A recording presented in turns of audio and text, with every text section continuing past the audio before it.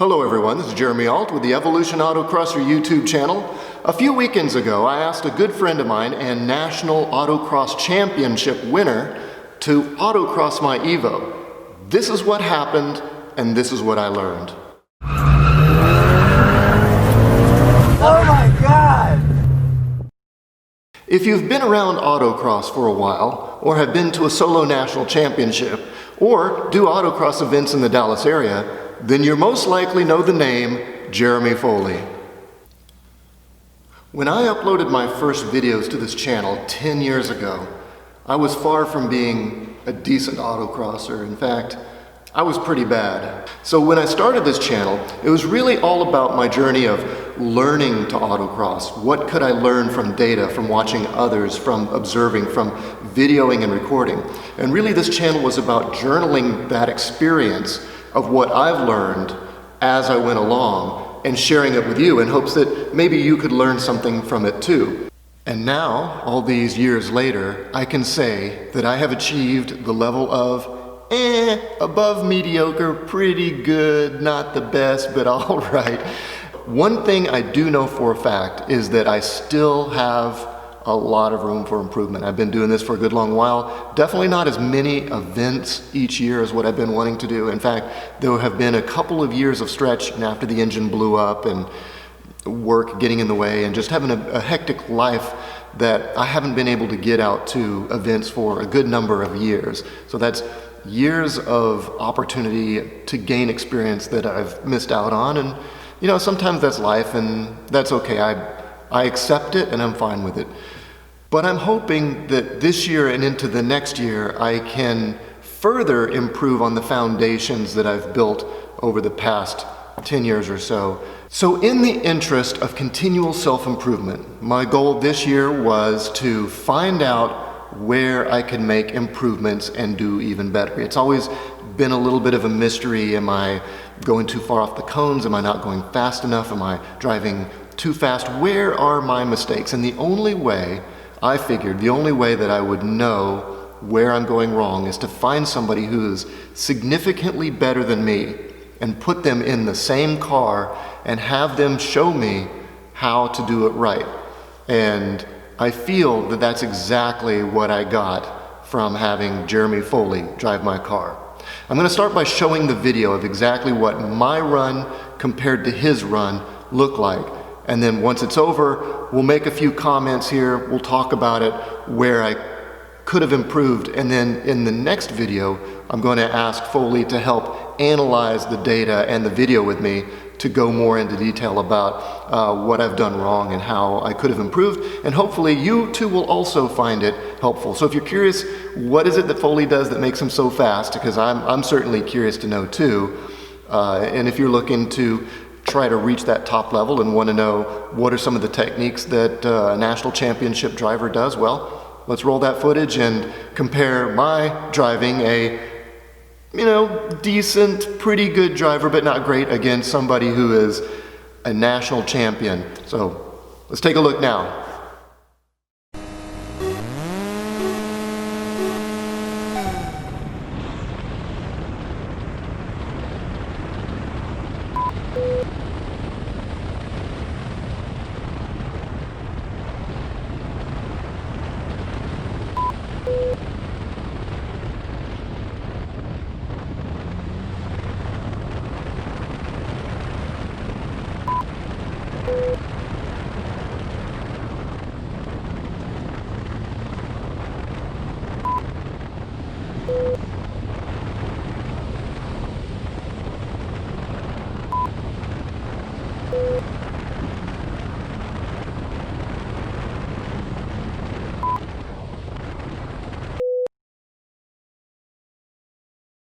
So there you have it. That's the aggressive driving style of a national champion driver.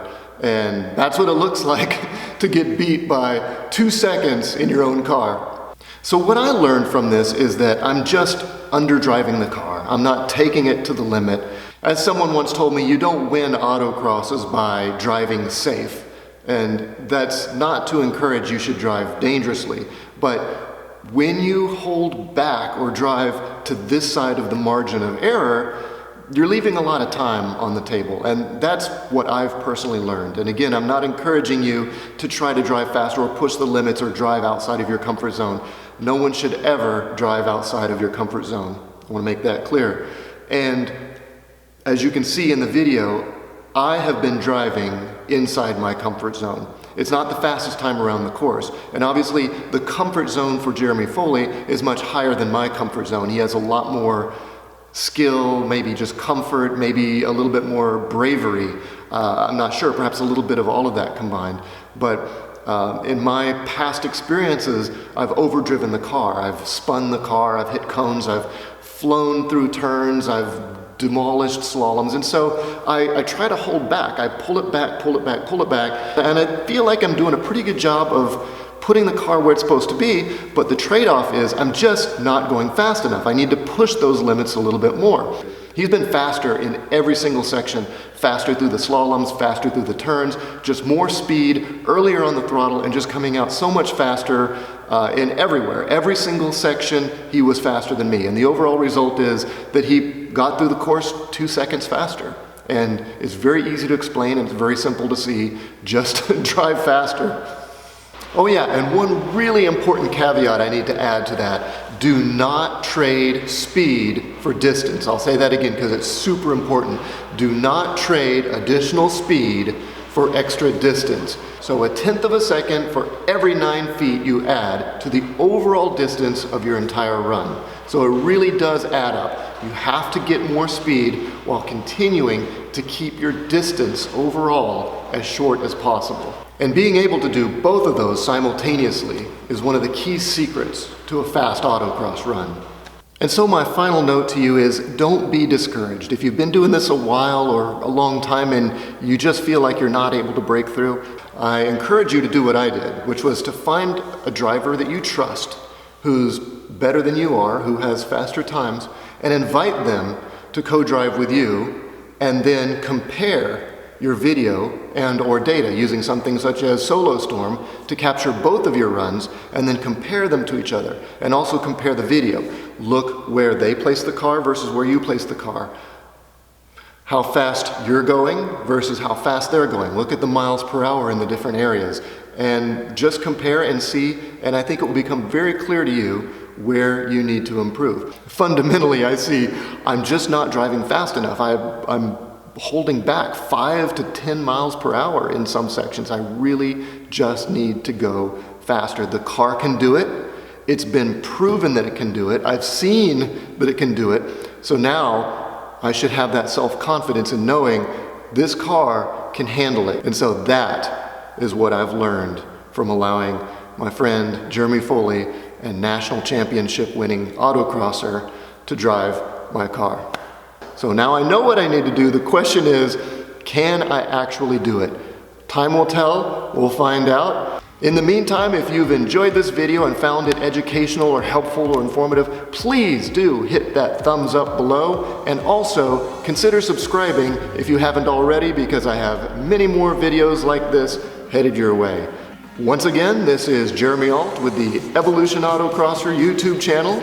Take care, hope to see you out on the course, and until next time, stay safe.